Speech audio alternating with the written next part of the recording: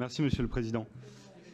Les élus Front National ont déjà affirmé la nécessité de réaliser un contournement est de l'agglomération rouennaise afin de réduire l'engorgement de l'axe actuel.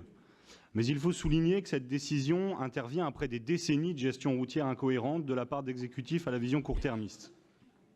Aucune anticipation n'a été envisagée lorsqu'à droite comme à gauche, on a préféré faire converger les grands axes routiers vers le centre de Rouen au détriment de tout bon sens. Ce contournement est, pour être efficace, doit répondre à des impératifs de coût, tant pour la collectivité que pour l'usager, mais aussi de traitement global des problématiques viaires de ce territoire. Et c'est bien sur ces points que le projet présenté par le maître d'ouvrage est inacceptable. En premier lieu, le coût dispendieux de ce projet appelle inévitablement à une concession privée, afin de permettre sa mise en service rapide. Il sera évidemment répercuté aux usagers par le biais d'un péage. Sur ce point, l'exemple du prolongement de la 150 nous appelle à la vigilance. Avec une taxe de péage dissuasive pour les usagers, la fréquentation y est inférieure de 40% aux prévisions après une année d'exploitation et cette taxe est par ailleurs délaissée par les poids lourds.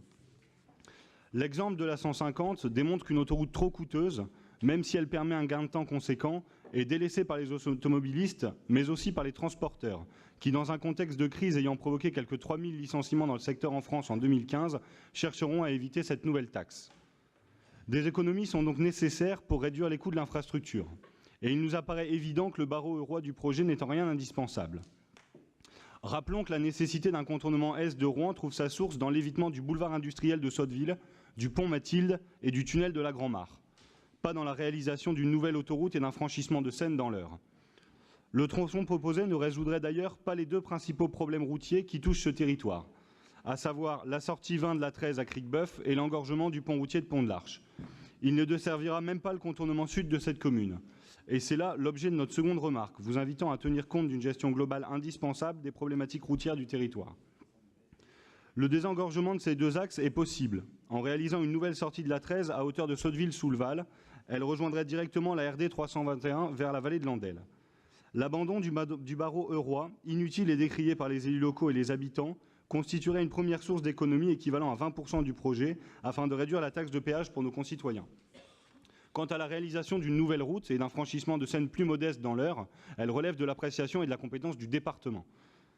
Une autre piste pourrait consister en une taxation plus importante des transporteurs étrangers qui ne participent pas par leurs impôts au financement de nos routes. Cette solution permettrait de créer un tarif réduit pour les automobilistes riverains. Malheureusement, les politiques européennes que vous soutenez, Monsieur le Président, nous interdisent ce type de mesures au nom de la libre concurrence. Enfin, nous notons l'absence de cahier des charges précis de l'infrastructure, nous privant d'éléments indispensables à la juste appréciation du projet. Quelles seront les obligations du concessionnaire, la durée de concession et surtout le montant de la taxe du péage et de la redevance au concédant? Valider ce projet en l'état reviendrait à signer un blanc-seing au maître d'ouvrage présenté par l'État. Au regard de la convention de concession catastrophique de la 150, c'est un risque que le groupe Normandie Bleu Marine n'est pas prêt à faire supporter à nos concitoyens.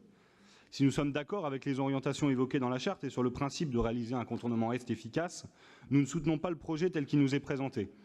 Nous remettons en cause la partie eurroise du tracé et regrettons l'absence d'éléments indispensables au sujet de la tarification du péage et des droits et obligations du concédant. Nous nous abstiendrons donc sur cette délibération.